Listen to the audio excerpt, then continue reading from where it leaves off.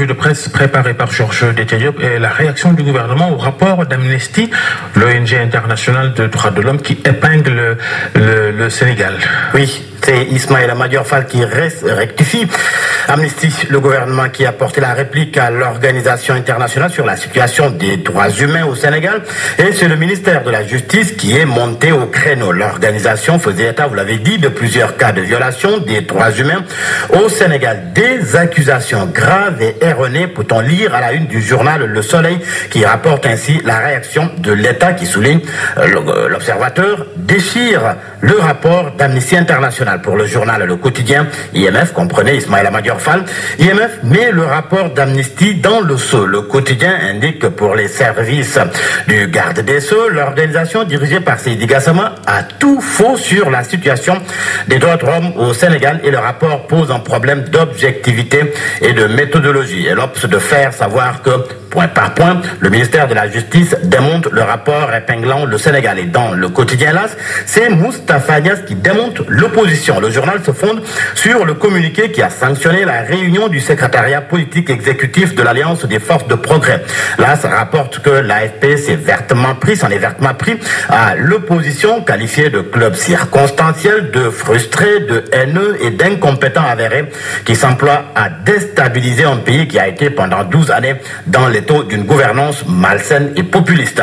Abou Abel Thiam, lui non plus, n'épargne pas l'opposition, surtout les pourfendeurs du parrainage. Selon le président de l'autorité de régulation des télécommunications, ils sont des politiciens de petit calibre, adeptes des deals et des combinationnistes, et jamais une opposition n'a été aussi faible que maintenant. Dans une interview accordée à Source A, Abou Abel Thiam parle de la transhumance, la brouille ABC Macky Sall, entre autres sujets.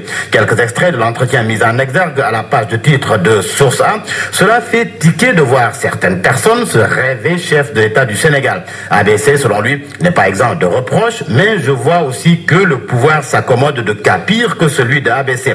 Il s'accommode de gens qui étaient en face, de gens qui ont trahi aux chaudes heures, qui ont donc tourner le dos à l'opposition. C'est là qui a repris du poil de la bête. Enquête note qu'entre marches de protestation pacifique, visites de proximité et de sensibilisation dans les foyers religieux, le PDS et ses alliés cherchent à braquer les populations contre Macky Sall. Dans l'enquête, Maurice Soudiek-Dion décrypte ce renouveau de l'opposition. Selon l'enseignant-chercheur en sciences politiques à l'université Gaston Berger de Saint-Louis, elle gagne naturellement la sympathie de l'opinion dans un contexte marqué par la pauvreté, les pénuries d'eau, le chômage des jeunes. En politique toujours, à lire dans l'Observateur, l'arène politique en jeu. Le journal s'intéresse ainsi à la divulgation de secrets d'État et attaques personnelles qui font foison. Et l'on parle à présent de millions et de milliards. D'abord à la une du journal Les Échos, son pouvoir en cassation rejeté par la Cour suprême, Viviane Wade condamnée à payer 200 millions de francs CFA. C'est dans l'affaire de l'incendie à Saly, Portugal. Tous ces recours sont rejetés et elle est obligée de dédommager la NSA, souligne Les Échos. L'affaire remonte à 2011 lors du débroussaillage de sa villa à Saly. Ses employés brûlaient les mauvaises herbes et le feu s'est étendu à l'hôtel Lamontin Beach. Article à lire à la page 4 du journal Les Échos. Pendant ce temps, Libération s'intéresse à la Poste qui, selon mon confrère, pompe 150 milliards de francs CFA au Trésor. Selon les informations de Libération, la Poste, c'est le terme utilisé par mon confrère, a saigné le Trésor public avec une ardoise de 150 milliards de francs CFA au titre de la compense. Ces arriérés sont tels que le Fonds monétaire international, le FMI, a demandé dans un rapport en date du 11 janvier 2018 l'arrêt des opérations de compense entre cette société et le Trésor, et l'État s'était engagé à cesser des opérations à partir du 31 mars dernier. Et on parle de la fête de la Tabaski avec le mouton. Le journal Vox Populi s'intéresse au ladoum. Les vendeurs de ladoum frappés par la conjoncture, souligne le journal.